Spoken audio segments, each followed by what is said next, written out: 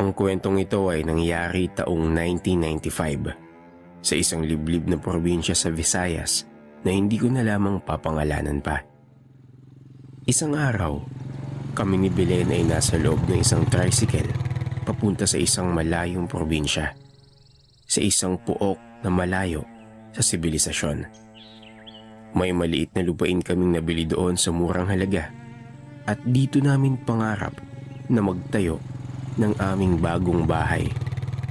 Inireto ito sa akin ng aking kaibigan na dating kasamahan ko sa trabaho noong nasa Maynila pa ako. Kaya nang ikasal kami ni Belen ay agad ko itong binili upang doon bumuo ng sariling pamilya.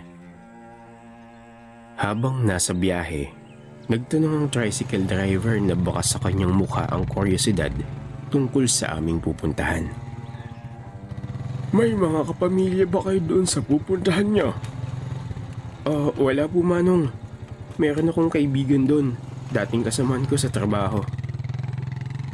Ipinaliwanag ko din sa kanya na patungo kami sa lupain na kamakailan lamang namin binili, kung saan nagpatayo kami ng maliit na bahay para sa aming bubuuhing pamilya. Matapos nun ay tumangutang ang driver at nagpatuloy na sa pagmamaneho.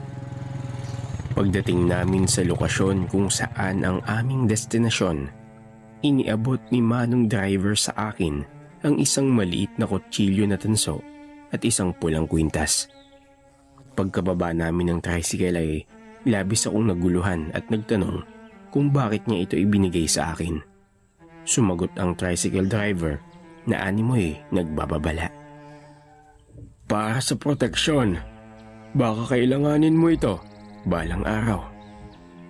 Matapos noon ay humarap siya kay Belen at inutusan na isuot ang kwintas na may halong pagbababala sa kanyang mga mata.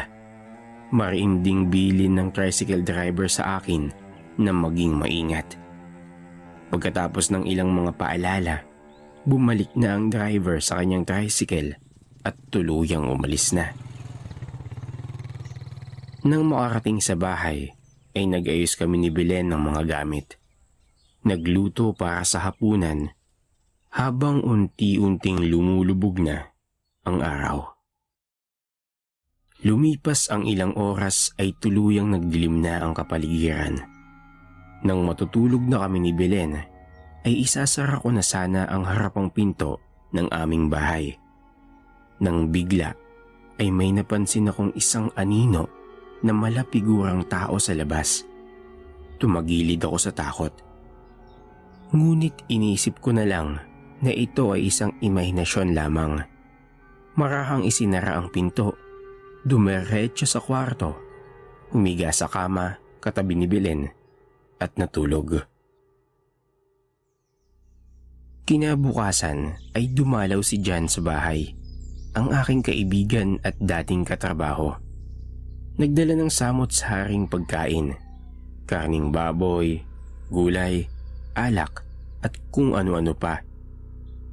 Sinabi kong napasobra naman yata ang ibinigay niyang pagkain, ngunit umiling-iling ito at nagwikang pa-welcome di umano nila ito sa aming dalawa ni Belen. Noon ko lamang napansin ang dalawang kasama ni Jan, isang babae at isang lalaki. Ipinakilala niyang mga pinsan niya ito. Matapos nun ay pinapasok ko sila sa aming bahay. Nang nasa loob na ay kumain na kami at pagkatapos nun ay sinimulan na namin ang inuman at ang kasiyahan. Habang lumilipas ang oras, napansin kong tinatamaan na ako sa iniinom naming alak. Nalalasing na ako na siyang ipinagtaka ko. Hindi naman po sa pagmamayabang. Malakas po akong uminom at hindi basta-bastang nalalasing. Kaya nagtataka talaga ako kasi tuba lang naman ang iniinom namin. Sobrang nahihilo na ako ng mga oras na yon. Umiikot ang aking paningin at nahihirapan na akong manatiling gising. Sa kabila ng kalasingan, nasulya